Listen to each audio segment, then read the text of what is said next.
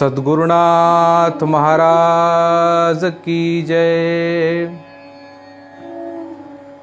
अलंकापुरी पुण्यभूमी पवित्र, तिथे नांदतो ज्ञान राजा सुपात्र।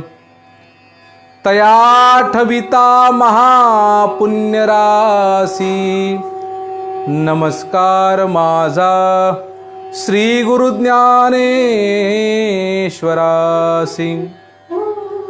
गुरुर ब्रह्मा गुरुर्विष्णू गुरुर्देव महेश्वरा, गुरुर साक्षात परब्रह्म, तस्मै श्री गुरवे नमः।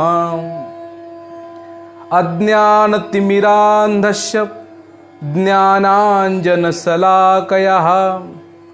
चक्षुरुन्मीलितं येन तस्मै श्री गुरवे नमः। मंजुळा हृन्मणिमाणिकेशं, श्रीखञ्जरीशं जनहृन्निमेषं, श्रीग्रामगीताजनकं प्रशान्तं, सतगुरुराष्ट्रसन्तं सततं नमामि।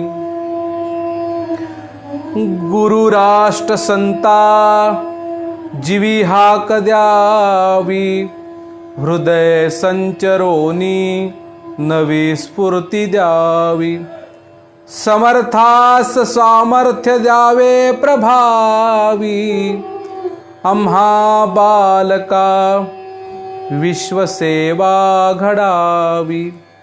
आम्हा बालका विश्वसेवा घडावी। सद्गुरुनाथ महाराज की जय। वंदनीय राष्ट्र संत श्री तुकडोजी महाराज की जय। वैराग्य मूर्ति संत श्री गाडगे महाराज की जय।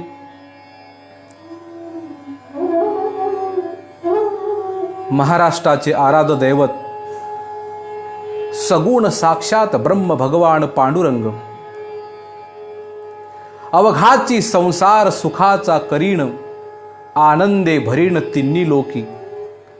या वचनाप्रमाणे संपूर्ण महाराष्ट्रामध्ये भक्तीचं नवचैतन्य निर्माण करणारे आद्य गुरु विश्वकर्मी योग्यांची माऊली संत ज्ञानेश्वर महाराज। रात्री माझी शिवी दिवसा माझी शिवी, वृत्ती सदा शिवी मग्न राहे। ग्रामसेवेसाठी रात्रंदिवस शिवण काम करणारे, आपल्या मराठी हिंदी भजन कीर्तनाच्या माध्यमातून महाराष्ट्रातच नव्हे पंजाबमध्ये सुद्धा भक्तीचा पूर वाहणारे प्रचाररत्न संत नामदेव महाराज। आपले वारकरी भाविक, तेच वार करते पायिक। करोडी दृष्टाशी लाविला धाक, शिवाजीच जणू सर्वही। अशा निर्भीड वृत्तीने समाजातील अनिष्ट रूढांचं उच्चाटन करून समाजाला डोळस भक्ती शिकविणारे झुंजार संत जगद्गुरु तुकाराम महाराज। वेड लागलं जगाला आणि देव हणती धोंड्याला। देव नुसतं मंदिरात नसून दगडात नसून तो रंजल्या गांजल्यामध्ये आहे, असा विज्ञानवादी विचार देणारे विदर्भातील सत्पुरुष वैराग्य मूर्ति संत गाडगे महाराज। मानवता ही पंथ मेरा, इंसानियत है पक्ष मेरा, सबकी भलाई धर्म मेरा, दुविधा को हटाना वर्म मेरा। एक जात बनाना कर्म मेरा और गिरते को उठाना स्वर्ग मेरा, असा विश्व शांतीचा दिव्य संदेश देणारे मानवतेचे महान पुजारी वंदनीय राष्ट्र संत श्री तुकडोजी महाराज। आणि या ठिकाणी उपस्थित सर्व झाला नाही संत असा या फेसबुक पेजवर महाराष्ट्रातील तमाम गुरुदेव भक्त कार्यकर्ते आपल्या सगळ्यांच्या समोर मी आज एक सुंदर विषय घेऊन येत आहोत। ग्रंथ परंपरा आणि ग्रामगीतेची श्रीमंती। आपण सर्वजण आता लॉकडाऊनमुळे आपल्या घरातच आहोत। कोविड-19 या महामारीमुळं अख्खं जग दुःखामध्ये आहे. हजारो जीव दुःखी होत आहेत. आणि तशी भविष्यवाणी आहे. वंदनीय महाराज लहर की बरखेमध्ये बोलले होते, जल के बिना कहीं बाढ़ से, भूकंप से कई आग से, बीमारियों से डाकुओं से, आपसी रणराग से, चाहे किधर से क्यों न हो, शस्त्रास्त्र से तूफान से, जब नाश ही करना है शिव को तो पल नहीं लगता उसे. आणि ती ही भयानक महामारी या जगामध्ये सुरू असताना आपण सर्वजण आपल्या घरीच आहोत, लॉकडाऊन मध्ये आहोत, तरी मात्र ज्ञानदानाचं कार्य हे अखंड चालत आहे आणि चालत राहील. या ज्ञानदानाच्या कार्याला कधीही फुल स्टॉप नसतो किंवा स्टॉप नसतो. म्हणून आज आपल्या सगळ्यांच्या समोर अखिल भारतीय गुरुदेव सेवा मंडळाच्या प्रसार माध्यमाने झाला नाही संत ऐसा या फेसबुक पेजवर ग्रंथ परंपरेत ग्रामगीतेची श्रीमंती हा एक विषय घेऊन मी आपल्या समोर येत आहोत. आपली भारतीय संस्कृती ही ग्रंथ परंपरेने नटली आहे. आमच्या या ग्रंथ परंपरेमध्ये वेद आहेत, श्रुती स्मृती त्यांना म्हणतात. मग यजुर्वेद आहे, ऋग्वेद आहे, सामवेद आहे, अथर्ववेद आहे. 4 वेदाचं ज्ञान आपण ऐकतो. वेद हा जो शब्द आहे, हा शब्द शास्त्रकार असं म्हणतात, वेद हा शब्द विद शब्द धातूपासून निर्माण झाला. विद म्हणजे जाणणे, ज्ञानार्जन करणे. आणि वेदाने सुद्धा फार मोठं दिव्य ज्ञान दिलं. पण वेद झाले म्हणून ग्रंथ परंपरा खंडित पडली नाही. वेदाची प्रस्थानत्रय निर्माण झाली, ज्यामध्ये उपनिषद आहेत, ब्रह्मसूत्रे आहेत. आणि त्या प्रस्थानत्रयीमध्ये मुख्य ग्रंथ आहे श्रीमद भगवद्गीता. उपनिषदांमध्ये उप म्हणजे जवळ, नि म्हणजे बसणे. शास्त्रकारांनी फार सुंदर लिहिले. नि म्हणजे खाली आणि शद म्हणजे बसणे. म्हणजे गुरुच्या जवळ खाली बसून जे ज्ञान श्रवण केल्या गेलं आणि ते जे लिहिल्या गेलं ते उपनिषद बनले. उपनिषदांनी अनेक प्रकारचं ज्ञान दिलं. ऋषीकालीन परंपरेमध्ये उपनिषदांना फार मोठं महत्व आहे. भारतीय संस्कृतीचं वेदाचं ज्ञान, वेदानंतर वेदाचे सिद्धांत हे उपनिषदामध्ये मांडले गेले. भगवद्गीतेने भगवान गोपाल कृष्णांनी ते अत्यंत सुंदरतेने मांडले. ब्रह्मसूत्रामध्ये ते आले. पण इथं आपली भारतीय ग्रंथ परंपरा थांबली नाही.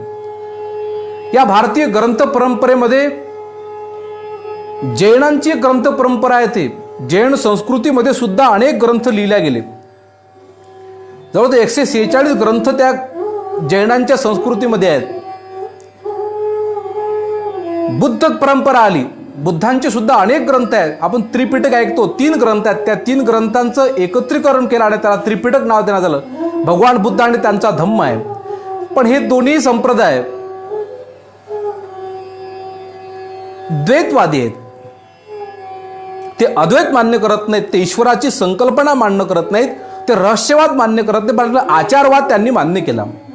आचाराला त्यांनी दोन्ही संप्रदायामध्ये महत्त्व देण्यात आलं. त्यानंतर जर आपण आलो तर आपल्या देशामध्ये नाथ संप्रदाय आहे. महाराष्ट्रीयन मध्ये ग्रंथ परंपरेमध्ये वारकरी संप्रदायाची ग्रंथ परंपरा येते. अशा अनेक ग्रंथ परंपरा आपल्या देशामध्ये आहेत. भागवत धर्म आहे.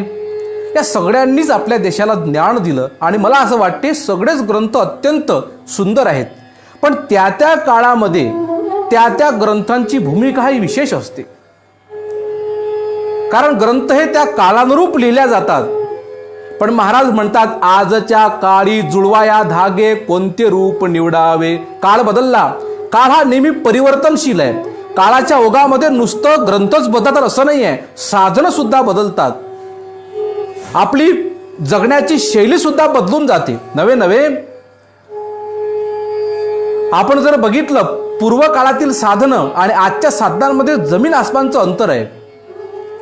आज देश झपाट्यानं बदलत आहे, जग बदलत आहे आणि या बदलत्या युगामध्ये ज्ञान सुद्धा बदललं, ग्रंथ सुद्धा बदलले आणि म्हणून अशी ही महान ग्रंथ परंपरा भारताची आहे, महाराष्ट्राची आहे आणि त्यातही या विदर्भाची ग्रंथ परंपरा काही कमी नाही आहे. या विदर्भात अनेक संत, अनेक ग्रंथ निर्माण झाले आणि याच विदर्भामध्ये राष्ट्रसंत तुकडोजी महाराजांचं दिव्य चरित्र लिहित असताना या विदर्भभूमीचं वर्णन पूज्य सुदामदादांनी फार सुंदर केलं. ते म्हणतात, पंढरीचा देव कोंडलपुरी आला, पाऊला पाऊली बुक्का सुगंधी सांडला. अशी पंढरीच्या काळ्या शार बुक्क्यानं भिजलेली विदर्भाची भूमी म्हणजे पावित्र्याची खाण. या काळ्या सोन्यातून रुपयाचा मुलायम कापूस आणि मोत्याची भरघोस कंस उमलतात. मातीची ही समृद्धी सरळ मार्गी लोक जीवनात सदाच भक्तीचं पीक पिकवित आली आहे. इथल्या प्रत्येक चिमुरड्या गावात एक तरी नामांकित साधू पुरुष होऊन गेल्याचं दिसून येतं. अशी ही संतभूमी. सर्वश्रेष्ठ जैन तीर्थकर ऋषभदेव यांचे पुत्र विदर्भ ऋषी इथंच विहरले. इथलं मुक्तागिरी जैन तीर्थक्षेत्र आजही प्रशांती देत आहे. दत्तमूर्ती अवधूतांचं विश्रामधाम म्हणजे विदर्भाचं मातापूर माहूर. दत्त इथल्या कारंजाती अवतरले. गुरुसमद ऋषीनं याच विदर्भ भूमीवर कापूस पिकवीत ऋग्वेदाचं प्रथम मंडल लिहिलं. अगस्त ऋषी, मार्कंडे ऋषी, शरभंग ऋषी,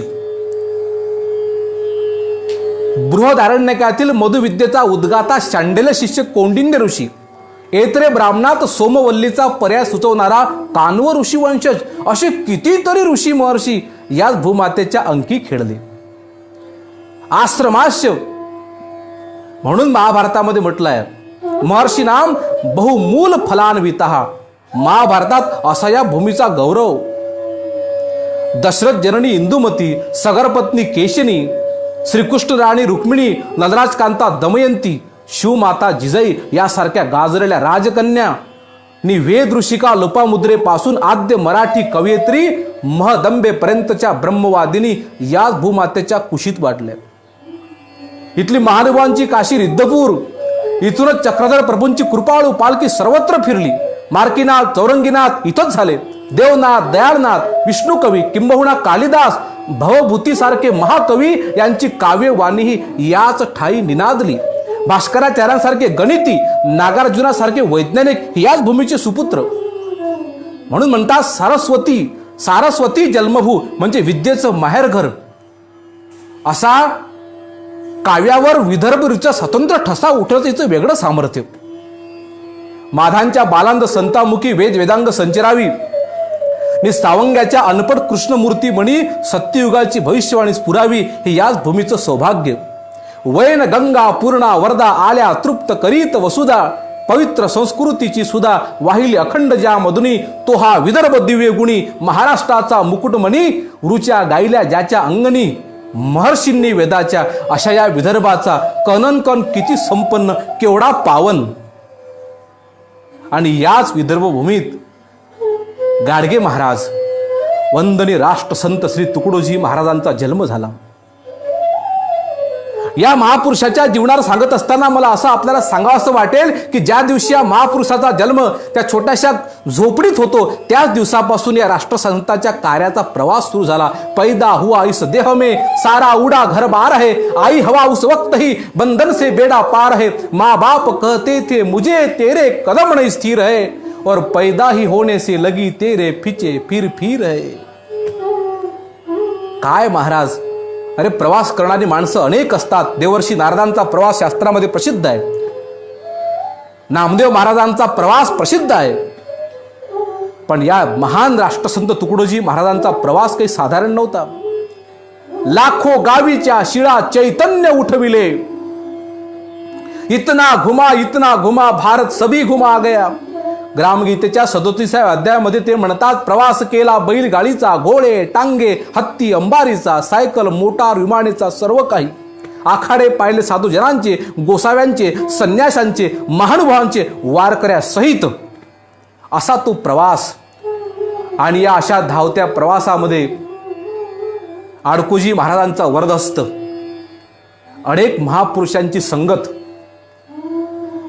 पण हा महात्मा जन्मताच सिद्ध महात्मा होता. लेखणीची सुरुवात झाली दुसऱ्या वर्गात.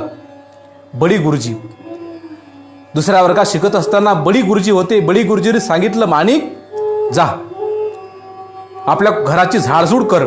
आणि हा छोटा बाल माणिक गुरुजींच्या घराची झाडझूड करण्याकरता निघून गेला. झाडता झाडता त्याच घरामध्ये गुरुजींच्या टेबलवर पडलेली एक वही दृष्टीस पडली आणि वाचायला लागला. त्या वहीमध्ये काही अभंग, काही भजन, कारण ते गुरुजी सुद्धा लेखक होते. आणि त्याच दिवशी या वंदनीय राष्ट्रसंत तुकडोजी महाराजांनी पहिला अभंग लिहिला. कोठे पाहू तुझ कोण्या दिसी गेला, येई गा विठ्ठला भेटावया. पण छाप मात्र बडी गुरुजींची टाकली. बडी म्हणे आम्ही सोपला संसार. आणि तिथून अनेक दुसरा प्रसंग आहे महाराजांच्या लेखणीचा. वंदनीय महाराज वरखेडला असताना संध्याकाळी हरिपाठ व्हायचा आडकोजी महाराजांच्या दरबारात. आणि त्या दरबारामध्ये महाराज सुद्धा हरिपाठातले अनेक प्रमाण म्हणायचे, तुकारामांची अभंग गायचे. आणि हे अभंग गात असताना आडकोजींनी म्हणावं, का रे तुका तुका म्हणतं, तू काही म्हणणं. आणि झाला महाराज, गुरु सद्गुरु आडकोजी ने कृपा सिंचन किया, तुम भी भजन लिखते रहो आशीष मुझको दिया, तब से भजन लेखन बड़ा इस हाथ से संभले नहीं. आणि गंगा प्रवाहित वाक्य रचना सहजही होती रही. महाराज म्हणतात ही वाक्य रचना गंगेसारखी चालत गेली. या ठिकाणी पुन्हा एका कथेचा उल्लेख करणं मला अत्यंत आवश्यक वाटतो आहे. महाराज थोडे मोठे झाल्यानंतर महाराजांची लेखणी थांबली नाही. या लेखणीला अनेक शृंगार येत गेले. आज माझा विषय ग्रामगीतेची श्रीमंती, पण त्या ग्रामगीतेची श्रीमंती समजून घेण्याकरता राष्ट्रसंत तुकडोजी महाराज किती श्रीमंत होते, त्यांची लेखणी किती श्रीमंत होती, त्यांची शब्दशैली किती श्रीमंत होती, त्यांची आचारशैली किती श्रीमंत होती, आणि त्यांची ज्ञानशैली किती श्रीमंत होती हे समजून घेणं महत्वाचं आहे. आणि हे ज्या दिवशी समजेल त्या दिवशी आपल्याला राष्ट्रसंत तुकडोजी महाराजांची ग्रामगीता आणि त्या ग्रामगीतेची श्रीमंती समजेल. तुकडोजी महाराज अमरावतीला हरिश्चंद्र पाटलाकडे यायचे. हे पाटील तारखेडचे. अमरावतीला त्यांचा वाडा होता. आणि त्या वाड्यामध्ये त्यांचे हरिश्चंद्र पाटलाचे नातू वरच्या मजल्यावर अभ्यास करायचे. कदाचित परीक्षेचे दिवस. आणि त्या परीक्षेच्या दिवसामध्ये अचानक महाराजांची वारी फेरी त्या हरिश्चंद्र पाटलाच्या वाड्यामध्ये आली. तो वाडा म्हणजे त्या ठिकाणी मोठा गणपती उत्सव दरवर्षी व्हायचा. गणपती उत्सवाच्या वेळेस त्या वाड्याला यात्रेचं रूप असायचं. अनेक लोकांची गर्दी. पण इतरत्रही वर्षभर त्या ठिकाणी ती गणपतीची मूर्ती तशीच असायची. ती पाटील कंपनी 5 फुटाची मातीची गणपती स्वतः आपल्या हातानं बनवीत. वर्षभर सुद्धा त्या ठिकाणी कार्यक्रम मात्र चालतच असायचे. महाराजांची अचानक स्वारी तिकडे आल्यामुळे हरिश्चंद्र पाटलाचे नातू अभ्यास करता करता आपले पुस्तकं ठेवून महाराजांसोबत खेळायला आले. महाराज म्हणतात, अरे बाबा तुम्ही विद्यार्थी, दळप शिष्य, पुस्तकं टाकून कसं चालेल. पण ते पांडुरंगजी आणि गजाननजी म्हणतात, बाबाजी तुम्ही आले ना तर आम्हाला अभ्यास सुचत नाही. तुमच्यासोबत खूप बोलावंसं वाटते, खेळावंसं वाटते. एक शरीरामध्ये नव चैतन्य निर्माण होते आणि मग तो अभ्यासही आमचा चुटकीसारखा होऊन जातो. मग काय, मग महाराज सुद्धा लहानामध्ये लहान, विद्वानामध्ये विद्वान आणि मोठ्यामध्ये मोठे अशी महाराजांची शैली. महाराज सुद्धा खूप खेळायला लागले. खेळता खेळता खेळता एकमेकांच्या अंगावर उस्त्या फेकणं काय, अनेक प्रकारचे त्या ठिकाणी लीला महाराजांची सुरू झाली. आणि हे करत असताना अचानक महाराज म्हणतात, गजानन घे बरं पेन, मला कविता सुचली. हे शब्द ज्यावेळेस तो गजानन ऐकतो म्हणे, काय महाराज, काय बाबाजी, आता अशी खेळता खेळता कुठं कविता सुचते का हो? तुमची मागचीच कुठली तरी पाठ कविता असेल आणि आम्हाला म्हणता मला सुचली. अरे नाही नाही, खरंच मला काहीतरी लिहासं वाटलं, पेन घे. म्हणे महाराज एवढं जर असेल तर मी सांगतो त्या विषयावर तुम्ही कविता लिहून द्या. महाराजांनी क्षणिक आपली नेत्र मिटली आणि म्हणतात, सांग कोणत्या विषयावर कविता लिहू. ऐका, महाराष्ट्रातील तमाम जनतेने जरा जबाबदारीने ऐकावं. राष्ट्रसंत तुकडोजी महाराजांची लेखणी ही 10 दयाच्या खोलीमध्ये दार खिडक्या बंद करून फुलली नाही. राष्ट्रसंत श्री तुकडोजी महाराजांची लेखन शैली, लेखन श्रीमंती ही साधारण नाही आहे, ही अलौकिक श्रीमंती आहे. आणि ती जोपर्यंत समजत नाही तोपर्यंत ग्रामगीतेची श्रीमंती सुद्धा कळणार नाही. तो गजानन म्हणाला, महाराज मी सांगतो त्या विषयावर कविता लिहा. आणि त्यानं विषय दिला महाराजांना वाघीण. राष्ट्रसंतांनी आपले नेत्र बंद केले, श्वास आत ओढला आणि बस शब्द बाहेर निघायला लागले. एक होती व्याघ्रणी, धावे पिलास एकटी, पेटले वन चहूकडून, पडली भयान संकटी. आणि या कथेचा शेवट झाला त्या संकटातून ती वाघीण आणि तिचं पिल्लू निघण्यामध्ये. एवढ्यावर ते मुलं थांबले नाहीत. म्हणजे महाराज खुर्ची या विषयावर कविता लिहा. महाराजांनी डोळे मिटले आणि शब्द बाहेर पगायला लागले. खुर्ची ही सुंदर सजली, आराम द्यावया धजली, अभिमाने मानव बसला, मानुनी थोरवी आपली, ना आठव त्यास तुझ्याच्या कष्टाने ज्याने केली, काष्ट तेही कोणी दिदले, प्रभूनेच जगा निर्मिले, सकळातची जीवन भरले, त्याचीच थोरवी सगळी, आणि खुर्ची ही सुंदर सजली. हे सगळं ऐकून ते मुलं आश्चर्यचकित झाले. तो दिवस संपला, मुलं आपल्या शाळेत गेले, कॉलेजमध्ये गेले, पण चर्चा कॉलेजमध्ये रंगली. आणि त्यांनी आपल्या कॉलेजच्या मित्रांना सांगितलं की आमच्याकडे तो बालमाणिक येतो आहे आणि तो वेळेवर कविता लिहितो. आणि दुसऱ्या दिवशी हा कॉलेजच्या मुलांचा सगळा लोंढा हरिश्चंद्र पाटलाच्या वाड्यावर. महाराज बसले होते आणि सगळे पोरं आले. म्हणे, महाराज आज आम्हाला तुमची एकदम नवीन कोरी कविता ऐकायची आहे, पण आमची एक अट आहे, विषय आम्ही देऊ. आणि काय झालं पहा, महाराजांनी रुकार दिला. ठीक आहे सांगा. आणि पोरं इकडे तिकडे बघायला लागले, विचार करायला लागले आता काय विषय द्यावा. आणि त्यातल्या एका विद्यार्थ्यानं महाराजांना विषय दिला कोट, अंगावर घालायचा कोट. अरे महाराजांची परीक्षा या जगात कोणी घेऊ शकत नाही.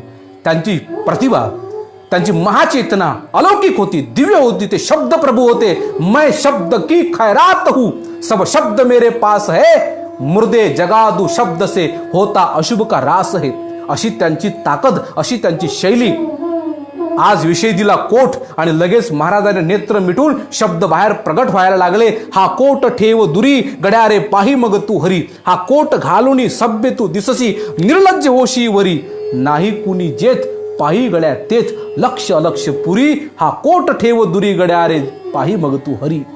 एवढ्यावर ते मुलं थांबले नाहीत. त्यातला एक मुला लगेच म्हणायला लागला, महाराज विहीर या विषयावर कविता लिहा. पण या महात्म्याला काय अशक्य आहे महाराज. लगेच महाराजांनी शब्द बाहेर फेकायला सुरुवात केली. वर विहीर खाली दोर, पाणी ओढी ओ भरभर, बंद त्या विहिरीचे मुख, पाणी ओढतात ती अनेक. फार मोठ्या कविता आहेत, पण मी फार कमी शब्दामध्ये आपल्यासमोर मांडण्याचा प्रयत्न केला. राष्ट्रसंतांची वाङ्मयीन प्रतिभा साधी नाहीये. आणि अशा या ग्रंथ परंपरेमध्ये, अशा या ग्रंथशैलीमध्ये अनेक ग्रंथ निर्माण झाले. आज जगाच्या पाठीवर भजनं जेवढे महाराजांनी लिहिले कदाचित कोण्या संतांना लिहिले असतील. अभंग गाथा लिहिली, लहर की बरखा एक विशिष्ट ग्रंथशैली आहे. आदेश रचना एक विशिष्ट ग्रंथशैलीची पद्धत आहे. काही काव्य रचना महाराजांनी स्वतंत्र निर्माण केल्या, सद्विचार प्रवाहांसारख्या. अशी राष्ट्रसंत तुकडोजी महाराजांचे अनेक. पण महाराजांना या जगाला काहीतरी विशेष द्यायचं होतं. कारण महाराजांचा काळ हा महाराज ओवीचा काळ नव्हता, ओव्या लिहायचा. महाराजांच्या काळामध्ये गझल, नाटिका, महाराजांच्या काळामध्ये अनेक प्रकारचे वाङ्मयीन प्रकार, पद्य वाङ्मयीन प्रकार उदयाला आले होते. पण अशाही परिस्थितीमध्ये राष्ट्रसंत तुकडोजी महाराजांनी पंढरपूरला गेल्यानंतर चंद्रभागेच्या वाळवंटात महाराज बसले. 22 जुलै 53 वर्षी आषाढी शुद्ध एकादशी चंद्रभागेच्या कुशी ध्यान अवस्थित राष्ट्रसंत. प्रचंड यात्रा भक्त मेळा, शनिक सारुणी वेगळा, राष्ट्रसंत हृदय विठ्ठल सावळा, स्फुरोणी प्रगटवी ग्रामगीता. बसल्यात महाराज विश्वाची चिंता करत. पण हे विश्वाची चिंता करत असताना महाराजांना पंढरीश परमात्म्याने दृष्टांत दिला. कासया करावी विश्वाची मात, प्रथम ग्रामगीताची हातात घ्यावी म्हणे. कारण महाराज विश्व ओळखावे आपणावरून, आपणची विश्व घटक जाण. कारण व्यक्तीपासून कुटुंब निर्माण, कुटुंबापुढे समाज आहे, समाजापुढे ग्राम आहे, ग्राम मिळून ब्रह्मांड होय, गती गतीने जवळते. हे ओळखलं आहे. आणि महाराजांना दृष्टांत दिला की विश्वाची चिंता करण्यापेक्षा तू गावाची चिंता कर. आणि मग महाराजांनी ग्रामगीता लिहिण्याची प्रेरणा पंढरपूरहून घेतली. आणि बस मग गुरुकुंज आश्रमात ध्यान मंदिरामध्ये 17 जुलै महाराजांनी ग्रामगीता लिहायला सुरुवात केली. आणि पहा मग 28 मे 1953 साली ग्रामगीता लिहून पूर्ण झाली ती प्रार्थना मंदिरात. पण ही ग्रामगीता जी लिहिल्या गेली, ही ग्रामगीता एका ठिकाणी बसून नाही लिहिली. आपल्या प्रवासामध्ये महाराज त्यावेळेमध्ये भूदान यज्ञाच्या चळवळीमध्ये होते. 10 गावचा दौरा राहायचा.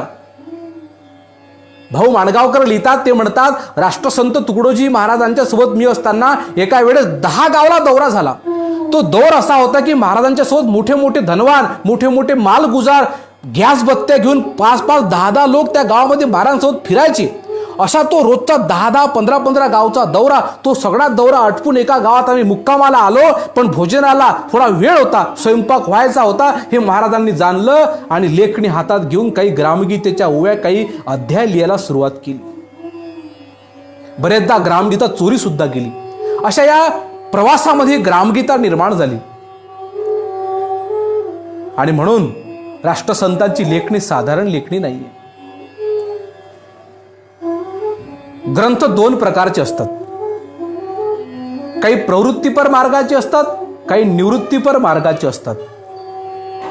पण शास्त्रामध्ये निवृत्तीपर मार्गाच्या ग्रंथांना विशेष महत्त्व दिलं जातं.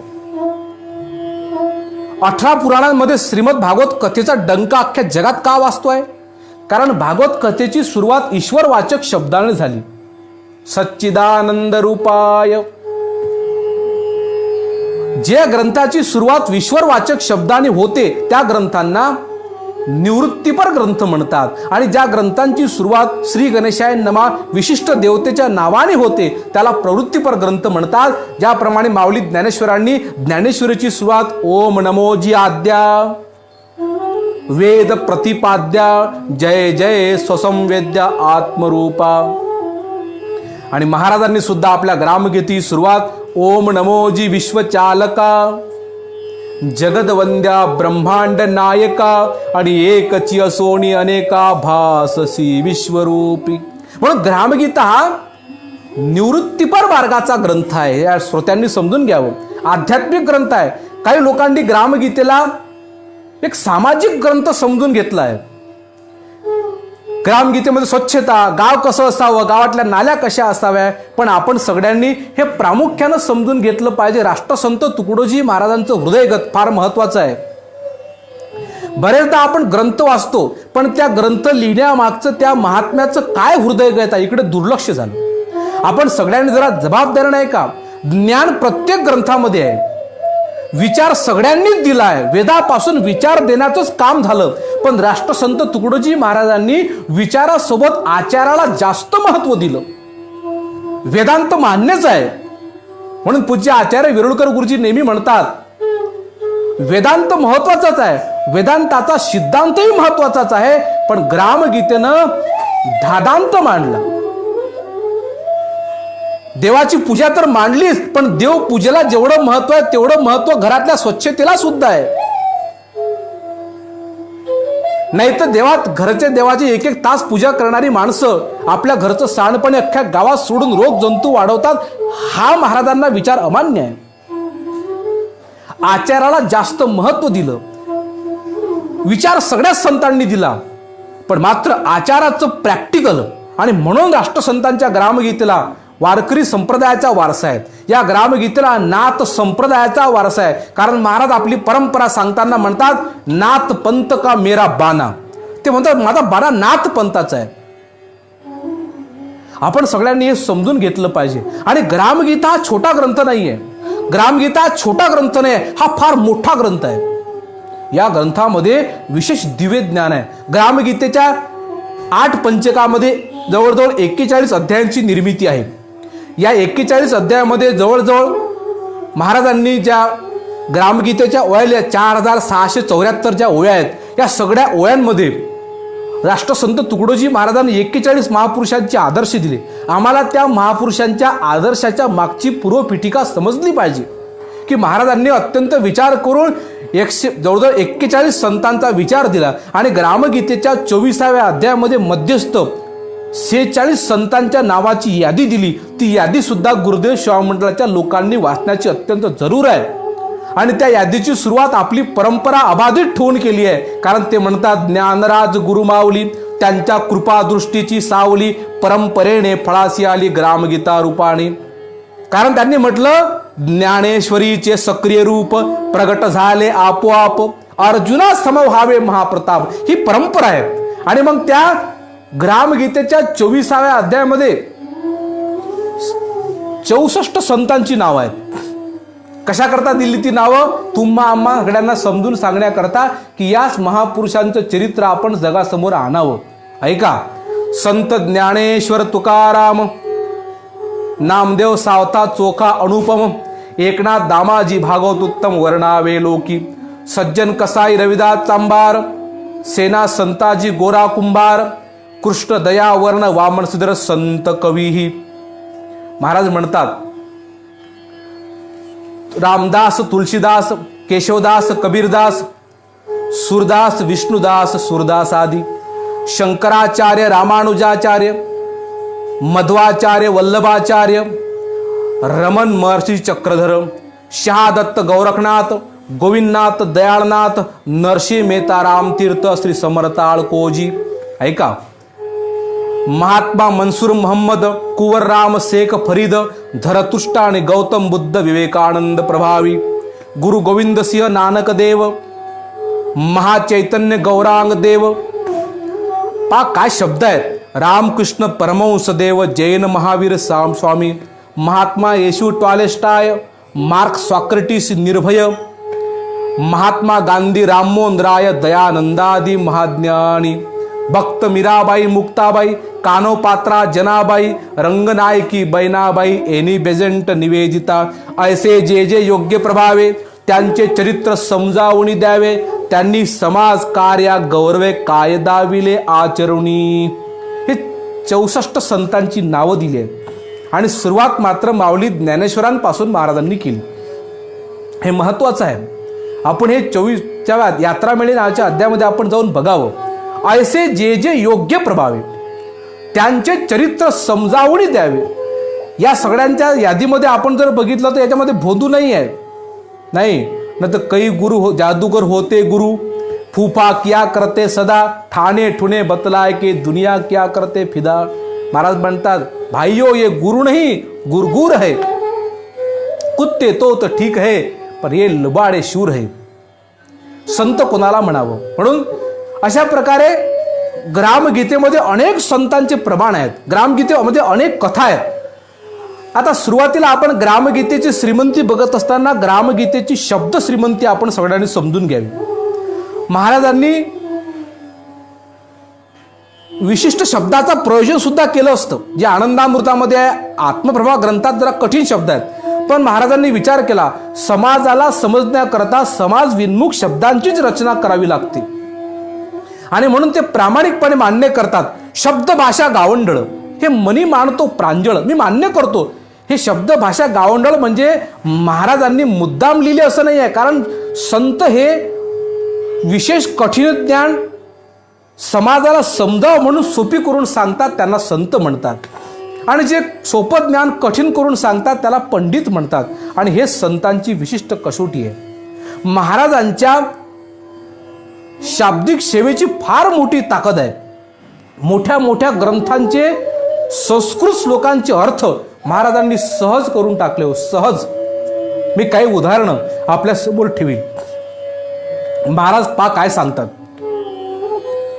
तसं भगवद्गीतेमध्ये एक ओळी आहे, वासांशी जीर्णानि यथाभिहाय नवानि गृणाति नरो पराणि तथा शरीरानि विहाय जीर्णा नन्यानि सय्याति नवानि देही. याचा अर्थ होतो मृत्यू म्हणजे जुने कपडे टाकणे आणि नवीन कपडे परिधान करणे. माऊलींनी या संस्कृत ओळीचा अर्थ केला, जैसे जीर्ण वस्त्र सांडीजे मग नूतन ते ओढीजे आणि देहांतरा ते स्वीकारिजे चैतन्य नाते. पण ग्रामगीतेनं या ओवीचा अर्थ पा किती सुंदर आहे. अत्यंत संस्कृतच्या कठीण श्लोकाचा वासांशी जीर्णानी ग्रामगीतेच्या प्रारब्धवाद बलाटे या अध्यामधली ओळी आहे. जैसा कपडा अंगीचा बदलावा नूतन तो नवीन तो ओढून घ्यावा, तैसा जीव मरणी समजावा शरीर बदली इच्छेने. काय अंतर आहे. एक संस्कृत मध्ये श्लोक आहे, प्रथमे नार्जिता विद्या द्वितीय नार्जितम धनम तृतीय नार्जितम पुण्य चतुर्थे किम करिष्यति. याचा अर्थ महाराज म्हणतात, ब्रह्मचर्य घ्यावी धर्मसंथा, गृहस्थे साधावी अर्थव्यवस्था आणि काम जिंकणे वानप्रस्था मुक्त व्हावया. भगवद्गीतेचा एक श्लोक आहे, यद्ददा चरती श्रेष्ठस तत्तदेवे तरोजनः सयत प्रमाणम कुरुते लोकस्तदनु वर्तते. महाराजांनी याचा अर्थ किती सुंदर केला. महाराज म्हणतात, मुख्य कार्यकर्त्यांची राहणी निरक्षुणी बघती कोणी आणि लागती त्यांच्याच मागे धावणी वत्स जैसी. ग्रामगीतेतच महाराजांनी संस्कृतल्या मोठ्या मोठ्या प्रमेयाचे अर्थ, श्लोकांचे अर्थ केले असणे अनेक ग्रंथांमध्ये सुद्धा केला. तसंच गीतेमध्ये चंचल ही मन कृष्ण अर्जुनाचा प्रश्न आहे, त्यावर कृष्ण परमात्मा म्हणतात, असंशय महाभाव मनो दुर्निग्रहम चलम अभ्यासेन तू कोणते वैराग्यनचे गुह्यते. या 2 श्लोकाचा संवादाचा अर्थ महाराजांनी लहरकी बरकेच्या एका श्लोकातच करून टाकला. ये मन बडा चंचली है इसका सभी को है पता, श्री कृष्ण राम भी साक्ष्य देते और की है क्या कथा. ढूंढो जबाने बरसई ये स्थिर बनता है नहीं, अभ्यास और विश्वास से उसे स्थिर करते संतही. ही ताकद आहे महाराजांच्या शब्दांची. आणि म्हणून राष्ट्रसंत तुकडोजी महाराजांची ग्रामगीता समजून घ्यायची असेल तर शब्दशक्ती समजून घेणं महत्वाचं आहे. मोठे मोठे प्रमेय महाराजांनी सहज मांडले आहेत. पुराणातल्या शास्त्रातल्या मोठ्या मोठ्या कथा एका एका ओवीत लिहून टाकल्या. कोणी कोणासनं लेखावे हीन, तो असे सर्वेश्वराचा अपमान, अभिमानी संन्यासाहुनी महान ठरे लीन प्रतिव्रता. ही पुराणातली कथा आहे.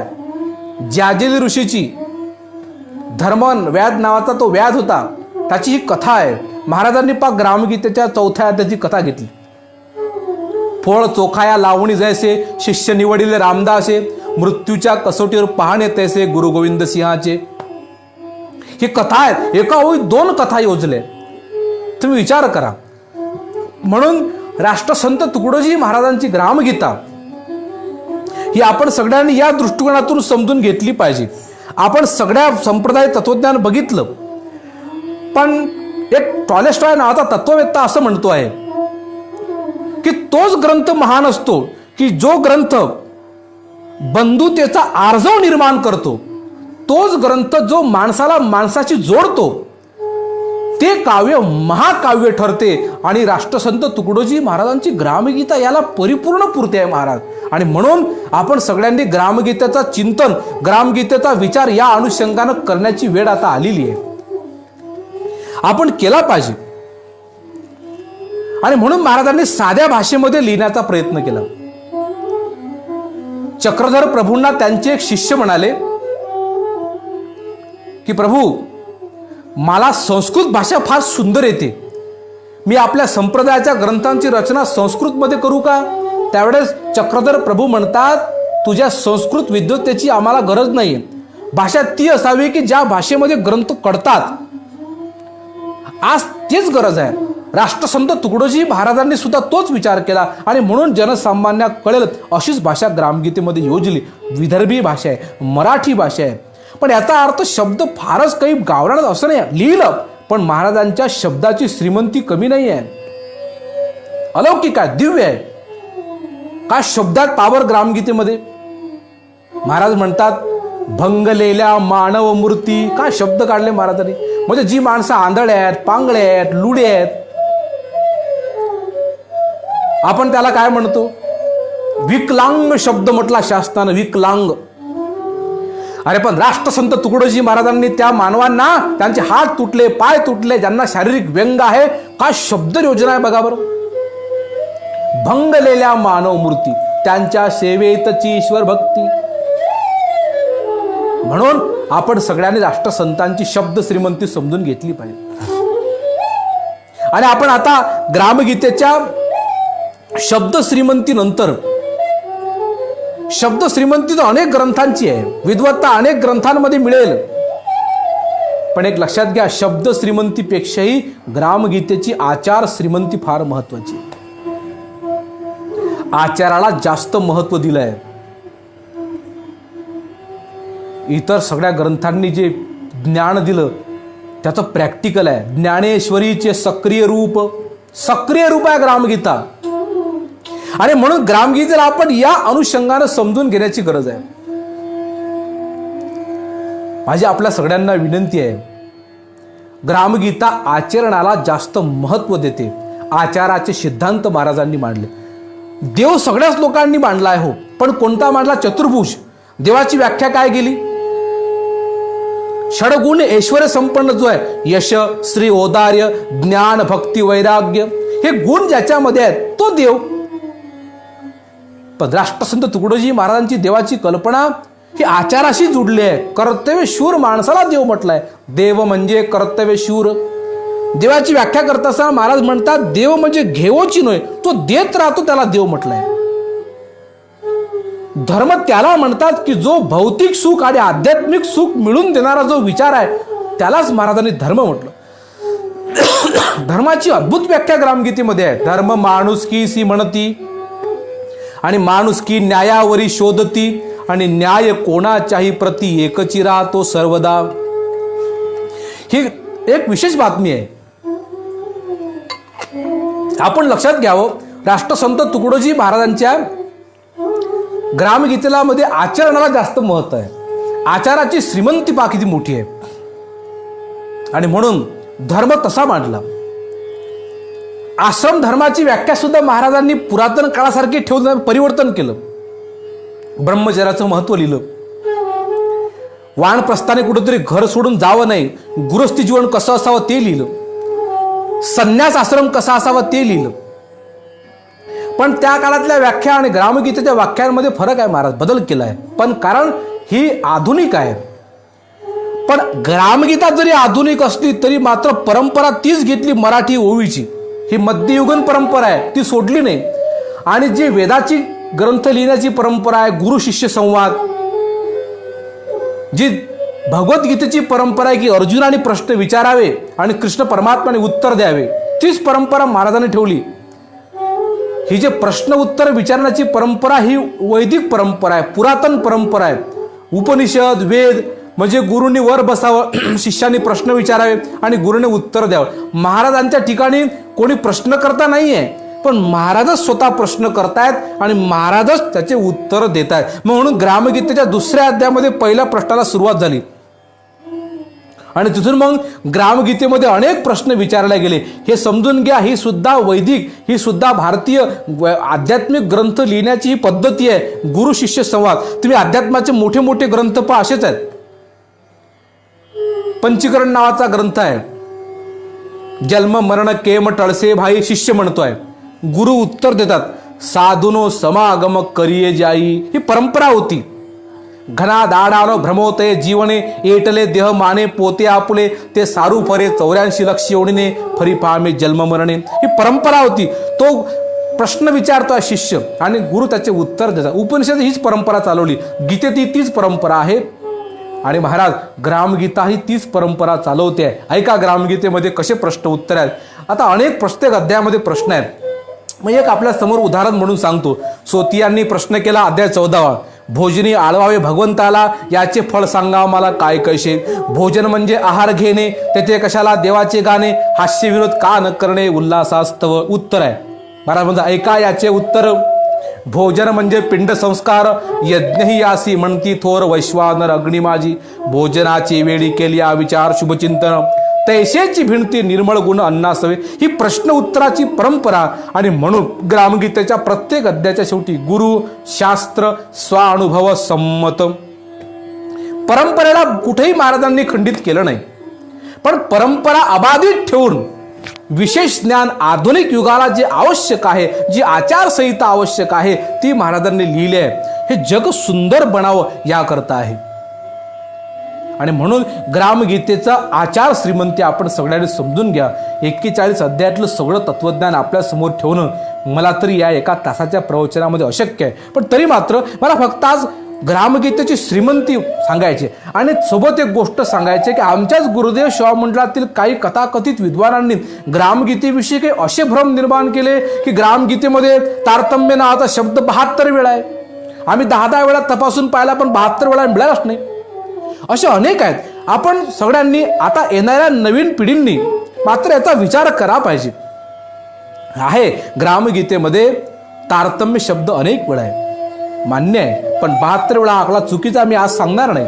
त्याची एक विशिष्ट टॅली मी केली आहे एखाद्या प्रवचनामध्ये. ग्रामगीतेमध्ये ग्राम शब्द किती वेळा आहे, ग्रामगीतेमध्ये देव शब्द किती वेळा आहे, ग्रामगीतेमध्ये धर्म शब्द किती वेळा आहे, याचं सगळं गणित माझ्याकडे. पण मी आज ते बोलणार नाही. मी आज फक्त ग्रामगीतेची श्रीमंती वर्णन करण्याकरता आलो आहे. पण हा भ्रमच आहे ना हो. 72 वेळा आहे, कोणी म्हणजे 75 वेळा आहे. हे कशासाठी? आपल्याकडे विशिष्ट असलं पाहिजे. आमच्या ग्रामगीतेच्या नेमक्या ओळ्या किती आहेत याबद्दलच तर आमच्यामध्ये एकता होत नाही.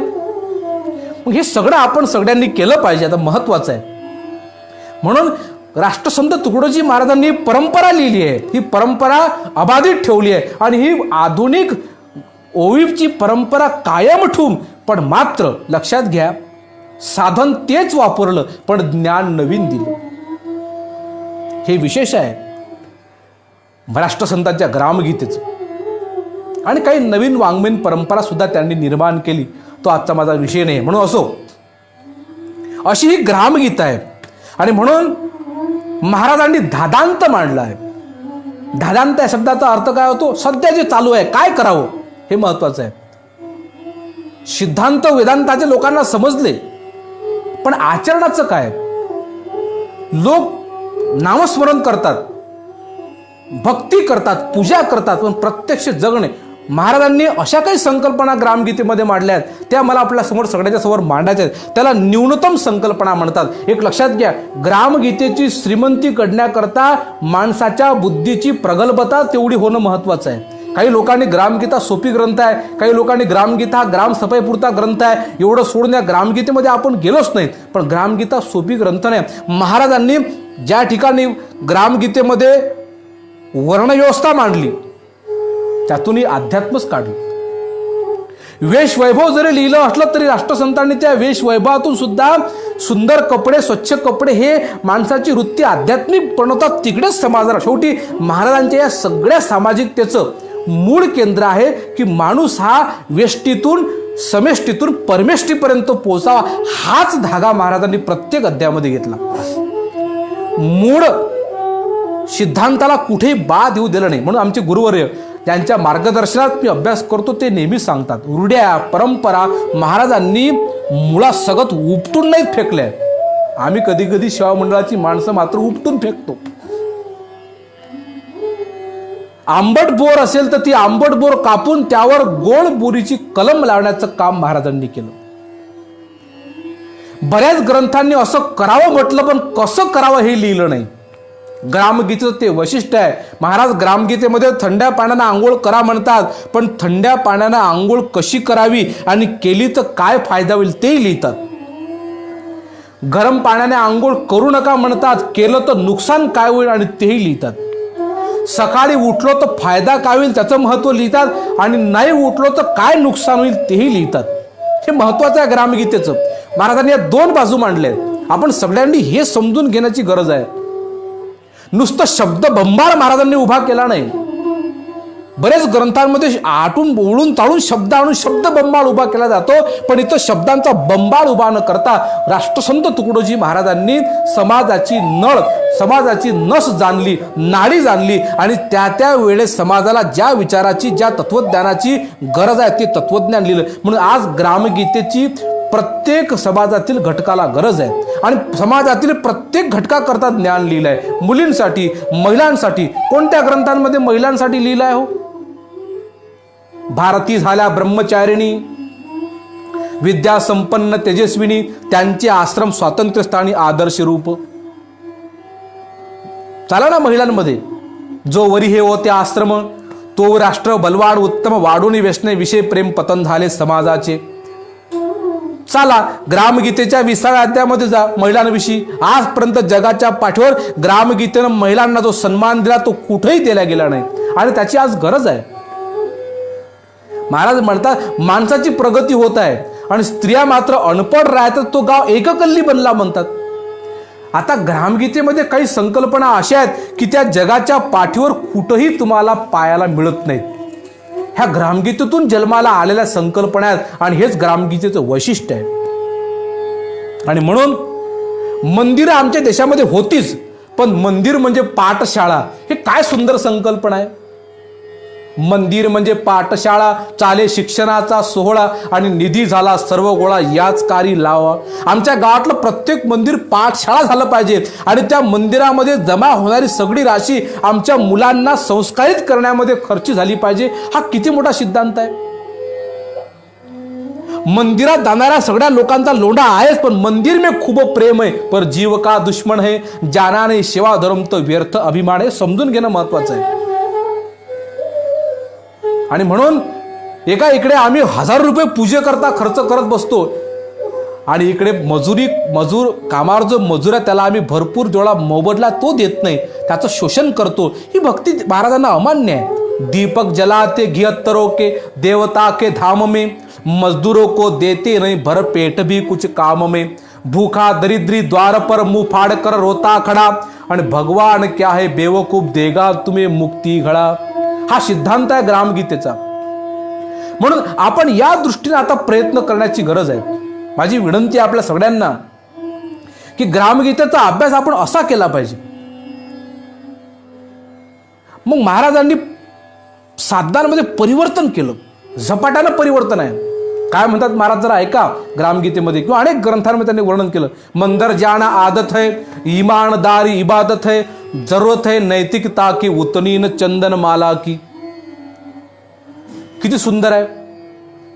हे तत्वज्ञान आहे महाराजांचं. म्हणून ग्रामगीतेची आचार श्रीमंती आज समजून घेण्याची गरज आहे. महाराजांच्या लेखणीची काय कल्पकता आहे हो. वरखेडला काही भक्तांनी महाराजांचं स्नान करवलं.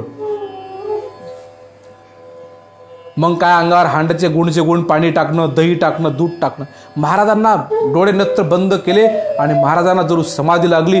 त्या सगळ्या कल्लोळामध्ये राष्ट्रसंत तुकडोजी महाराजांच्या मुखातून शब्द फुटफुटायला लागले. माहिती आहे कोणते? अदो नित्य रूपा सदा स्मरणीया वृत्ती स्थिरावे मणी. ही प्रगल्भता वेगळी होती. इतक्या कल्लोळात सुद्धा इतकं कठीण अष्टक प्रगट झालं महाराज. श्रीमत आळकोजी पदा भजबना मग जन्मना ही कदा. हो, फार विशिष्ट दिव्यता आहे, फार भव्यता आहे. राष्ट्रसंतांच्या ग्रामगीतेची दिव्यता साधारण नाही आहे. आपण सगळ्यांनी ती समजून घेतली पाहिजे. म्हणून ग्रामगीतेतली मंदिराची कल्पना, मंदिरच पाठशाळा झालं पाहिजे. हे सामुदायिक विवाह करण्याची परंपरा ग्रामगीतेचीच आहे. आणि या परंपरेमध्ये महाराजांनी काय साधलं बघा. सामूहिक प्रत्येक गोष्ट का करायला लावली. आज एका गावामध्ये जर 10 लग्न असतील आणि एक लग्न करायला जर 1 लाख रुपये खर्च येत असेल तर 10 लग्नाचा खर्च 10 लाख होत नाही का हो. पण महाराज म्हणतात गावातले 10 लग्न जर एकाच ठिकाणी करण्यात आले तर हे काम 2 लाखात होऊन जाईल. सर्व गावाचा पैसा वाचेल. कारण ग्रामगीतेमध्ये अर्थशास्त्र आहे, ग्रामगीतेमध्ये आरोग्यशास्त्र आहे. ग्रामगीतेमध्ये महाराजांनी सर्वच गोष्टी लिहिण्याचा प्रयत्न केला. बरेचदा लोक म्हणतील की का ग्रामगीतेमध्ये काय नाही किंवा ग्रामगीतेत काय आहे असं जर म्हणाल तर मी तर असं म्हणेल ग्रामगीतेत काय नाही ते सांगा. ज्याप्रमाणे एखाद्या मधमाशींनी मध गोळा करावं आणि एखाद्या प्रश्नकर्त्याने विचारावं की का हो हे मध कोण्या फुलाचं आहे, ते मध कोण्या फुलाचं आहे सांगता येणार नाही, सर्वच फुलांमधला आहे. त्याचप्रमाणे राष्ट्रसंत तुकडोजी महाराजांचा विचार जगातील सर्व संत ग्रंथांचा सार, महात्म्यांच्या हृदयाची तळमळ पार हेची वर्म कथितो मी. कारण हा महात्मा साधारण नाही आहे. 41 संत हे 64 संत हे 105 संतांना आपल्या हृदयामध्ये स्थान देणारा हा महात्मा. या महात्म्याच्या विशालतेला आपण शतदा नमन केलं पाहिजे. महाराज म्हणतात मैं हर पंथ को भी मानता, मैं हर धर्म को भी मानता, हर हंत को भी मानता, हर संत को भी मानता. मेरा मगर मतलब कोई इस धर्म पंथों से नहीं है, ईश्वर सबका एक ही और सत्य सबका एक ही. आणि एक ओळी या ठिकाणी मी तुम्हाला सांगेल, हे आपण सगळ्या गुरुदेव शाह मंडळाच्या मंडळीत लिहून ठेवाय.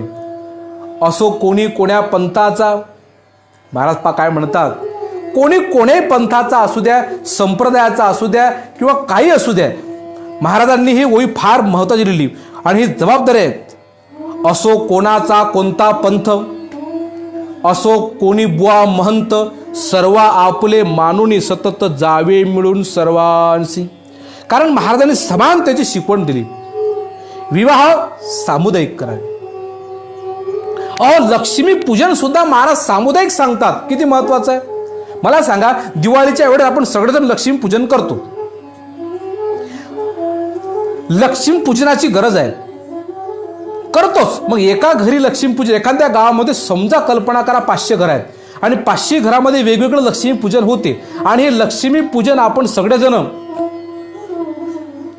साधारण एका घराचा लक्ष्मीपूजनाचा खर्च 1000 जर धरला तर गावामध्ये 500 लोक आहेत, किती खर्च झाला. पण महाराजांनी संकल्पना मांडली की हे सगळ्या गावांनी एका ठिकाणी लक्ष्मीपूजन करावं, पैसा वाचेल ना. महाराजांनी धनाचा विनियोग कसा करावा, खर्च कसा करावा हे सगळं लिहिलं आहे. म्हणून ग्रामगीतेला आपण या दृष्टीने समजून घेण्याची गरज आहे. महाराज म्हणतात, कमावणे ही नाही श्रीमंती, बचत हीच खरी संपत्ती. हे तत्व आहे. ते पैसा म्हणजे जहर शांती लाभूत जनभर, तो भाग वेगळा आहे. महाराज म्हणतात पैसा कसा वापरला पाहिजे हे ऐका. ग्रामगीतेच्या महाराजांनी 16व्या अध्यायामध्ये लिहिलं. श्रमसंपत्ती 18वा अध्याय, 19वा अध्याय जीवन शिक्षण, या अध्यायामध्ये फार काय लिहिलं पहा. महाराज म्हणतात पैसा कष्टाने मिळविला, पण हा जो मिळवलेला पैसा आहे हा कसा खर्च करावा. प्रसंग मानासाठी पैसा ठेवला पाहिजे गाठी, आणि सण येताची उठाउठी खर्चुने सर्व शक्ती. आता ग्राम सुखी करायचं म्हणजे 2 गोष्टीनं करायचं, एक भौतिक आणि आध्यात्मिक. आणि त्या दोन्ही गोष्टीनं जर माणूस सुखी असेल तर तो खरा सुखी आहे. नुसतं आध्यात्मिक सुखानं माणूस कधीच सुखी होऊ शकत नाही, हे फार महत्वाचं आहे. आपण सगळ्यांनी लक्षात घेतलं पाहिजे. पैशाचं नियोजन, प्रासंगिकतेला ग्रामगीतेमध्ये महत्व नाही, नित्याला महाराजांनी महत्व दिलं. दिवाळी आहे म्हणून स्वच्छता कोणी करेल, पण दिवाळी झाल्यावर काय, दिवाळी असली म्हणजे आपण घरात दिवा लावतो, देवाजवळ लावतो, सगळीकडे लावतो. नवे नवे आपल्या उखरड्यावर सुद्धा दिवा, शेतात सुद्धा दिवा आहे. 12 महिन्याने दिवाळी आली, घरे दारे स्वच्छ झाली, भिंत ओसरी सारवणी ठेवली, रंगरंगटी लावणी. दुसऱ्या दिवशी सडा नाही, झाडझूड ती नाही. महाराज म्हणतात ऐशी करता दसरा दिवाळी, अवदशाची कपाळी, त्यापेक्षा रोज सकाळी उठणे करा दिवाळ सण. अरे एक दिवस सकाळी उठून कोणी आंघोळ करते हो, उठा उठा दिवाळी आली, मोती स्नानाची वेळ झाली. पण महाराज म्हणतात सण म्हणून करावे अभ्यंग स्नान, नाहीतरी फासावे वंगन. हे कुठले शहाणपण शिकलो आम्ही. मग ही ओवी मला फार आवडते.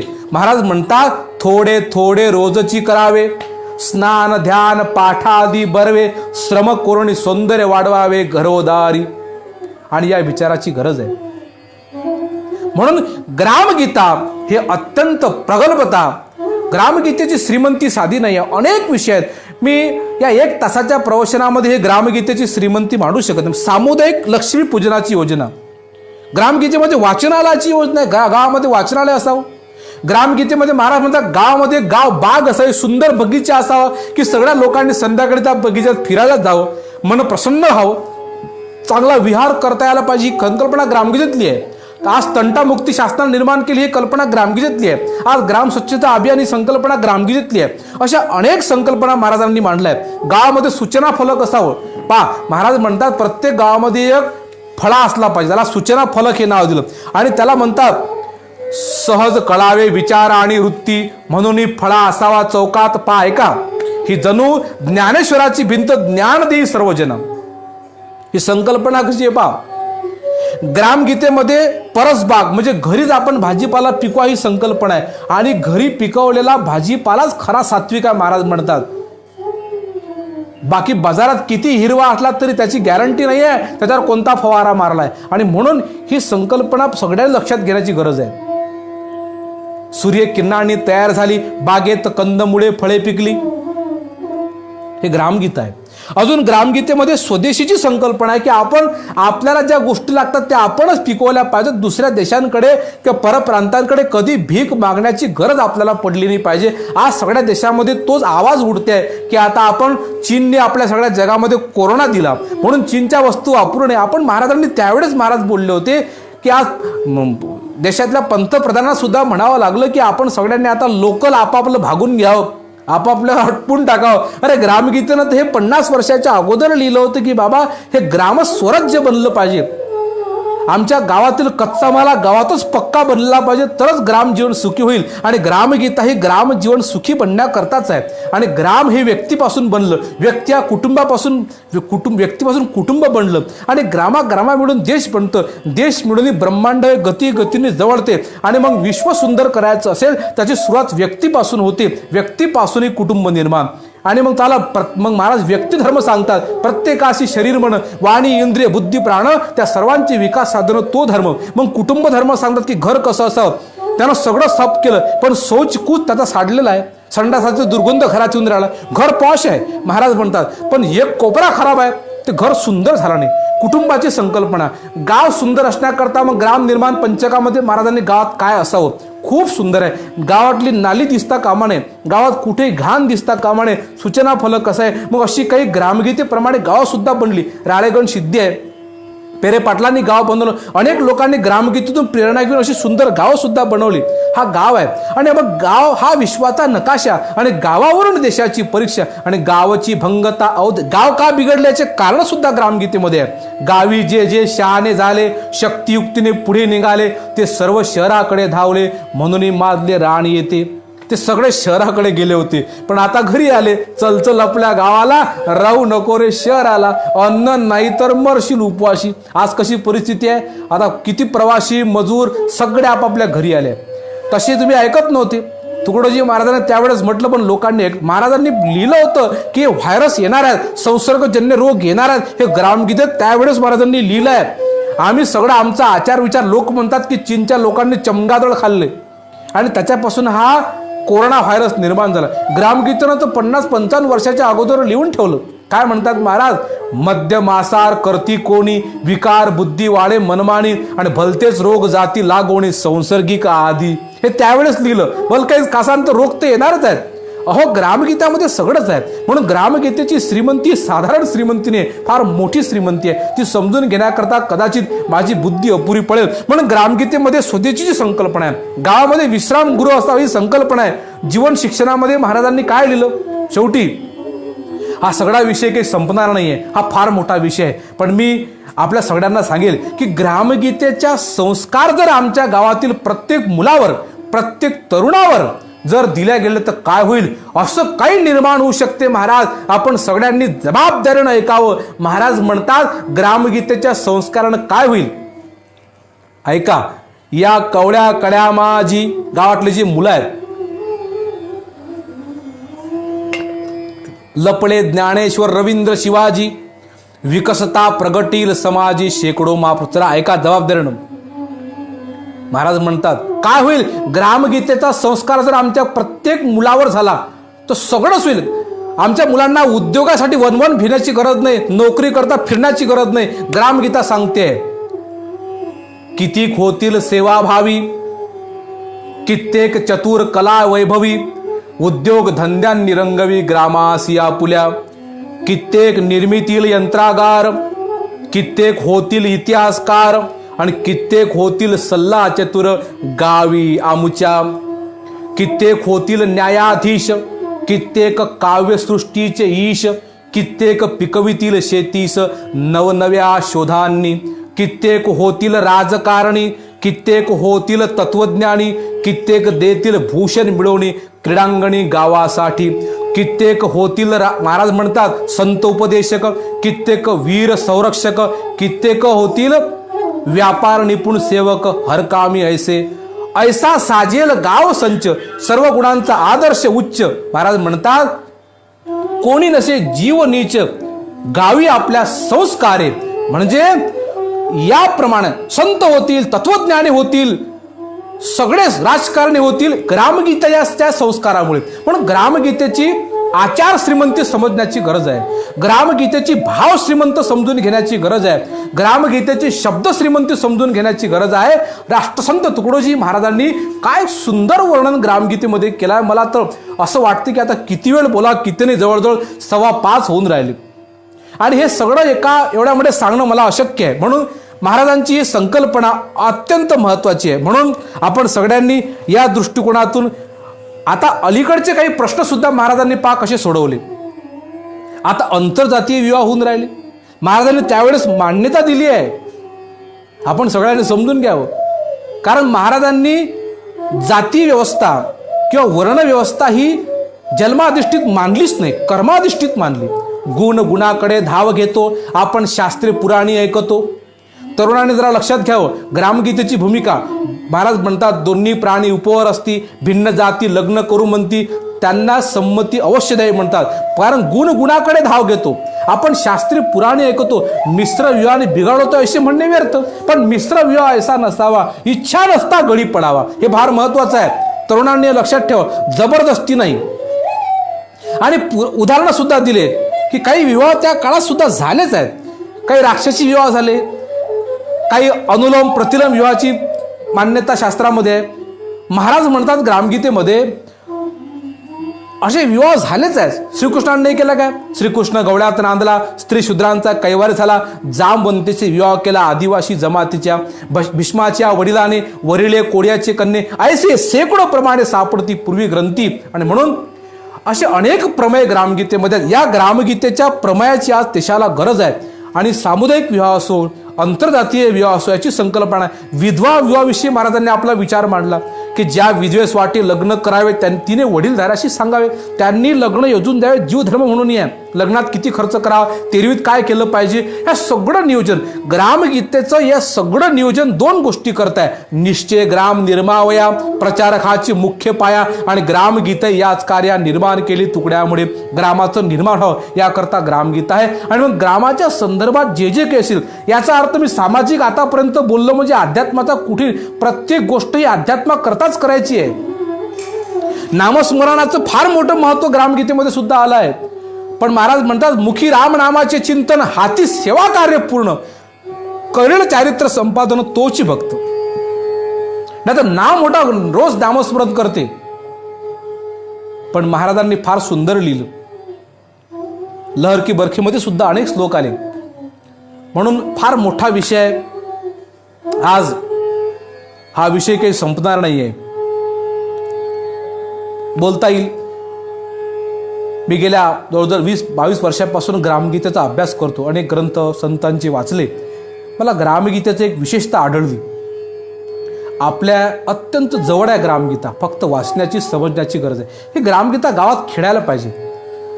ही ग्रामगीता म्हणजे कुठंतरी पूजा करून, असं महाराजांनी कुठं लिहिलंच नाही की घरात असली म्हणजे पुण्य लाभेल. ते तर म्हणतात ही नाही फुले टाकण्याची. याचा अर्थ ग्रामगीतेवर फुलं टाकून असंही होत नाही. ग्रामगीता रे पारायणाशी जरी महाराजांनी म्हटलं तर पारायण करणारे जी माणसं आहेत ते अर्थाकडे लक्ष देत नाहीत. याचा अर्थ ग्रामगीतेचं पारायण करून याचा अर्थ असा होत नाही. आपण सगळ्यांनी तारतम्याने समजून घेतलं पाहिजे. काही लोक नुसतं घरी ग्रंथ असले म्हणजे सगळं काम बरोबर होते. काही लोक म्हणतात नुसतं पारायण केलं की झालं, आचरणाचं काही काम नाही आहे. पण आणि सगळ्यात महत्त्वाची ओळी सांगून मी आजचं प्रवचन संपवणारा. पण या समाजामध्ये काही लोक असे आहेत की ते समाजाची उन्नती व्हावी असं त्यांना वाटत नाही. कारण समाजाची उन्नती झाली, समाज छान होतो. तुम्हाला कल्पना नाही आहे, माऊली ज्ञानेश्वर महाराज, तुकाराम महाराज या संतांनी एका काळामध्ये हे वेदाचं ज्ञान जनसामान्यांपर्यंत पोहोचवलं. ते आपल्या पद्धतीनं वाणी तर सुनी वेदो की पर राह चलू संतो की. हे महत्वाचं आहे. महाराजांची हे वाणी आहे. महाराज काय म्हणतात, मी वाणी बोललो, वाणी सुनू वेदो की पण राह चालू. संतांचं ज्ञान वेगळं आहे. तुकारामांचं सुद्धा वाक्य आहे, वाचा गौ वेदे नीती वर्तू संती केले ती. आम्ही वेदाला महत्व देऊ, पण संतांनी जे सांगितलं त्याचंच आम्ही आचरण करू. आणि म्हणून या ठिकाणी हे महत्व. काही लोक आहेत समाजामध्ये असे. ती एक ओळी आता सगळ्यांच्या समोर ठेवून मी माझं संपवतो. समजवणी ग्रामगीता न वाचे, ग्राम मागासावे असे मत ज्याचे, तो मार्ग धरेल अधोगतीचे. महाराज म्हणतात, पाप न चुके कल्पांती. म्हणून समजल्याने आम्ही वाचत नाही. आपण सगळ्यांनी वाचावे, समजून घ्यावे. मला माहीत आहे अनेक लोक लाईव्ह आहेत. मी जी मंडळी ऐकत आहे त्या सगळ्यांना विनंती करेल की आम्ही ऑनलाईन ग्रामगीता पारायणाची एक संकल्पना आपल्या समोर आणली. यूट्यूबवर तसे अध्याय निर्माण केले आणि जवळजवळ पूर्ण महाराष्ट्रामध्ये 650 लोक ग्रामगीता पारायण करत आहेत. आजचा जवळजवळ मला वाटते 21वा अध्याय आज ते वाचत आहेत. 21 दिवस झाले आमच्या ग्रामगीता पारायणाला. आपण सगळ्यांनी त्यामध्ये सहभागी व्हावं, यूट्यूबवर जावं आणि बघावं. ग्रामगीता सुंदर बनवली आहे, तुम्हाला ऐकायला येईल आणि ओळी सुद्धा दिसेल. आपण सगळ्यांनी आणि ग्रामगीतेचे प्रवचनंसुद्धा मी यूट्यूबवर टाकल्यात. माझ्या परीनं मला जी ग्रामगीता मांडता आली ती मांडण्याचा मी प्रयत्न केला आहे. परमपूज्य आचार्य वेरुळकर गुरुजी, आमचे गुरुवर्य संत घुसरकर महाराज, या सगळ्या महापुरुषांचा सहवास मला मिळाला. मी आज ज्या पेजवर बोलता झाला नाही संत ऐसा, आमचे परममित्र अमोल बांबल सर जे मानव सेवा छात्रालयामध्ये आहेत, हे फार चांगलं व्यक्तिमत्व आहे आणि एक खूप मोठं चांगलं काम त्याने सुरू केलं. आणि याच्यामागे नक्कीच आदरणीय आमचे राजाभाऊ बोचेदादा यांचंसुद्धा खूप मोठं सहकार्य आहे. याला जे नियोजन आहे, कार्य आहे, काही अजून त्यांची पूर्ण टीमच आहे. अखिल भारतीय गुरुदेव सेवा मंडळ हे प्रसार माध्यम इंटरनेट आता बदलावं लागेल ना आपल्याला. आता प्रचार इथून झाला पाहिजे. लोक आज सगळेजण मोबाईल घेऊन बसले आहेत. प्रत्येक माणूस मोबाईलमध्ये गुंतलेला आहे आणि म्हणून प्रत्येक माणूस मोबाईलमध्ये गुंतला असल्यामुळे आज काय गरज आहे, आपल्याला सगळ्यांना जमेल त्या माध्यमातून याचा प्रचार करण्याची आता वेळ आलेली आहे. म्हणून मी अखिल भारतीय गुरुदेव सेवा मंडळ आणि यांचे अमोल बांबल सर आणि त्यांची संपूर्ण टीम यांना अंतःकरणापासून धन्यवाद देईल की त्यांनी आज झाला नाही संत ऐसा या पेजवर मला हे जे नावसुद्धा या पेजला जे दिलं आहे ना, हे खरंच नाव अत्यंत स्तुत्य आहे. असा संत होऊच शकत नाही, झालाच नाही आणि होणेही नाही.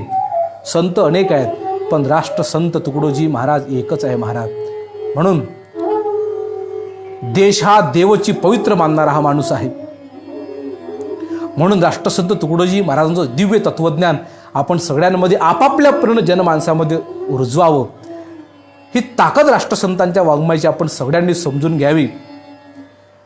मग सगळंच आहे. आता किती सांगावं, ब्रह्मज्ञान तर लिहिलंच, सोबत राष्ट्रसंत तुकडोजी महाराज आचारसंहिता लिहिताना हातपाय धुवून पुसून भोजन करावे इथून लिहितात. सगळंच आहे. सकाळी उठण्याचं महत्त्व, झोपण्याचं महत्त्व काय नाही, इतकं लिहिलं आहे. आता सगळं सण उत्सव कसे साजरे करावं. महाराज म्हणतात तुम्ही जे जे करता सांगताय त्याचे कारण. दिवाळी करतो आपण, पण कशा करता दिवाळी करतो हे तुम्हाला सांगता आलं पाहिजे. दसरा करतो, दसरा कशा करता करतोय सांगता आलं पाहिजे. हे सगळ्या गोष्टी महाराजांनी ग्रामगीतेमध्ये लिहिल्या.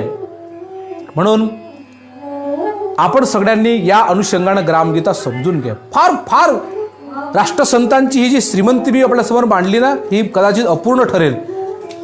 फार मोठे शब्द योजत बसल्यापेक्षा राष्ट्रसंतांची शब्द श्रीमंती, भाव श्रीमंती, आचार श्रीमंती, विचार श्रीमंती आणि ज्ञान श्रीमंती ही या ग्रंथ परंपरेत काही साधारण नाही आहे. वर्जन आहे वर्जन.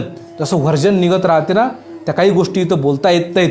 या सगळ्या जगातील संत ग्रंथांच्या तत्वज्ञानाचा सार म्हणजे ग्रामगीता आहे. निचोड म्हणजे ग्रामगीता आहे.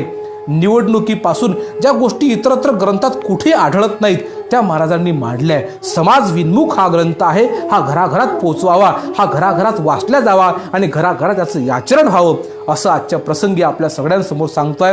आणि शेवटी अनेक लोक लाईव्ह आहेत. जवळजवळ 70 लोक या ठिकाणी मला लाईव्ह दिसत आहेत. या सगळ्या 70 मंडळींना मी अंतःकरणापासून धन्यवाद देतो की आपण सगळ्यांनी हा सगळा विचार ऐकतात. मला माहीत आहे की अनेक लोक आहेत. आमचे रवींद्रजी बनसुद्धा लाईव्ह आहेत, नीरजजी मोहकार आहेत, जगदीशजी पिशे नेरीवरून आहेत, अनेक आहेत, ज्ञानराजजी बायस्कार आहेत, अनेक लोक आहेत. मी आता त्याचे नाव इतके 70 लोकांचे नाव वाचू शकत नाही, पण 1-2 कमेंट मला दिसतात. आमचे श्रीजयजी चव्हाणसुद्धा आहेत, मोठी मोठी माणसं. श्यामजी आमचे गुखाणेसुद्धा अनेक लोक लाईव्ह आहेत. मी आदरणीय बांबल सरांना, जास्त नाव होईल आपलं, आदरणीय बांबल सरांना विनंती करेल की आपण इतक्या लोकांच्या समोर या ठिकाणी आपल्या पेजवर मला बोलण्याची संधी दिली. मला माहीत आहे आपण नेहमीच राष्ट्रसंतांचा विचार आपल्या पद्धतीने स्वर गुरुकुंजाची असो किंवा अनेक संकल्पना आपण नेहमी धडपडत असता. मला माहीत आहे ही धडपड आपली चालू आहे. अनेक तरुण बांबल सरांनी जोडले आणि अत्यंत प्रेमळ स्वभाव आहे. अनेक लोकांशी त्यांचं नातं चांगलं आहे. माझेसुद्धा अत्यंत जीवलग मित्र आहेत. मी खरोखरच त्यांना अंतःकरणातून धन्यवाद देतो आणि अखिल भारतीय गुरुदेव सेवा मंडळाचे मनपूर्वक मी आभार मानतो की आपण सगळ्यांनी या पेजवर मला सेवा द्यायला योग्य समजलं. आणि मी श्रोत्यांना सांगू इच्छितो की एवढ्यानं काही संपत नाही. लवकरच राष्ट्रसंत तुकडोजी महाराजांच्या 41 अध्यायावर प्रत्येक अध्यायावर 1-1.5 तासाचं प्रवचन मी फेसबुकवर तर शक्य नाही पण यूट्यूबला लाईव्ह करण्याचा प्रयत्न करत आहोत. आणि लवकरच त्याची तयारी झाल्यानंतर आपल्या सगळ्यांच्या समोर तो विचार येईल, यात काही शंका नाही. म्हणून मी आणि आता संस्कार शिबिर सुद्धा लाईव्ह झालं. आम्ही ग्रामगीता पारायण सुद्धा लाईव्ह घेतलं. दरवर्षी अनेक ठिकाणी शिबिरं चालतात. आचार्य वेरुळकर गुरुजींच्या मार्गदर्शनात चालतात. नवे नवे गुरुकुंज आश्रमात सुद्धा शिबिर चालते. आमचे राजी प्रभू शेलटकर असो, अत्रे महाराज असो किंवा अनेक आमची मित्रमंडळी संस्कार शिबिरं यावेळेस चालतात. आम्ही संस्कार शिबिरामध्ये सगळेजण काम करतो. आणि गेल्या 2 वर्षापासून मी एक वाग्यज्ञ कीर्तन प्रबोधन अभ्यास वर्ग सुरू केला आणि त्यामध्ये महाराष्ट्रातील तमाम तरुणांना ग्रामगीतेचे सखोल तत्वज्ञान, ही ग्रामगीतेची श्रीमंती त्यांना समजून देण्याचा प्रयत्न मी माझ्यासोबत आदरणीय प्रशांतजी ठाकरे, स्वप्नीलजी इंगोले असतात, आमचे विजयजी मातने आहेत, असे अनेक मंडळींची आमची टीम आहे. अनेक आहेत. मी त्यांचे मयूरजी वानखळे आहेत, आमचे तरुण पोरं आहेत, आमचे वैष्णवजी बोर्डे सुंदर भजनवादक आहेत, श्रीजयजी चव्हाण आहेत, अजय चव्हाण, असे अनेक मंडळी महाराष्ट्रातले जुडले आहेत की ते आमच्या या कामामध्ये वाग्यज्ञ कीर्तन प्रबोधन असो किंवा जे काही आचार्य वेरुळकर गुरुजींकडून मला जे काही मिळालं, गुरुवर संत घुसरकर महाराज असो किंवा गुरुदेव सेवा मंडळामध्ये जे झालेले महान पुरुष आहेत, मग बेलूरकर दादा असो, तुकाराम दादा गीताचार्य असो, सुदामजी सावरकर दादा असो किंवा अजूनही जे भाकरे महाराज किंवा जे काही मोठी मोठी मंडळी, रामटेके गुरुजी आहेत, या सगळ्या मंडळींकडून जे काही बाळकडू मला मिळालं, ज्यांचं श्रवण केलं, ऐकलं, त्या सगळ्या मंडळींचा हा विचार अंतःकरणामध्ये साठवून हा हजारो तरुणांमध्ये रुजवा, एवढीच आयुष्यामध्ये इच्छा आहे आणि आपण सगळ्यांनी त्या कामाला मदत करावी. मी शेवटी आपल्या सगळ्यांना धन्यवाद देऊन या ठिकाणी थांबतो आहे. जय गुरु. आपण सगळ्यांनी ह्या घरामध्ये ही ग्रामगीता वाचावी अशी आपल्या सगळ्यांना विनंती करतो आणि याच ठिकाणी राष्ट्रसंत तुकडोजी महाराजांच्या ग्रामगीतेतील एक ओळी म्हणून या ठिकाणी मी थांबतोय. महाराजांची ग्रामगीता सांगते आहे, ग्रामगीता वाचून जो करेल चिंतन, त्यास होईल आत्मज्ञान, दिव्य दृष्टीची संत कुण त्यासी कळे आचरता. स्त्रिया मुले होतील आदर्श पूर्ण, हा ग्रंथ होता घरी पठन, ग्राम होई वैकुंठ भुवन, वाचता वर्तता ग्रामगीता. भेकारी भिकारी गावी राहीना, सत्तेची बंधने नुरतील कोणा, आणि सर्व शिकतील शहाणपणा ग्रामगीता वाचुनी.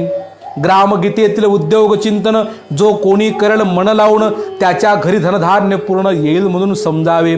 निसर्ग साय दे वेळच्या वेळी, अशा अनेक ग्रामगीतेची फलश्रुती महाराजांनी लिहिली.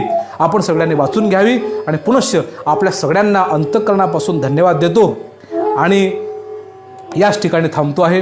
जय गुरु. सद्गुरुनाथ महाराज की जय. सर्वेत्र सुखी न संतु, सर्वे संतु निरामयः, सर्वे भद्राणि पश्यन्तु मा कश्चित् दुःखमात्मयात्. ज्यांनी मला हे या ठिकाणी लाईव्ह करण्यामध्ये मदत करी, आमचे अनिकेतजी फोकमारे आणि आमचे श्रीकृष्णा खापरकर या मुलांनी सगळे हे नियोजन मोबाईलचं केलं आणि मला इथं बसवलं, मी त्यांना सुद्धा अंतःकरणापासून धन्यवाद देतो आणि याच ठिकाणी थांबतो. जय गुरु. जय गुरु.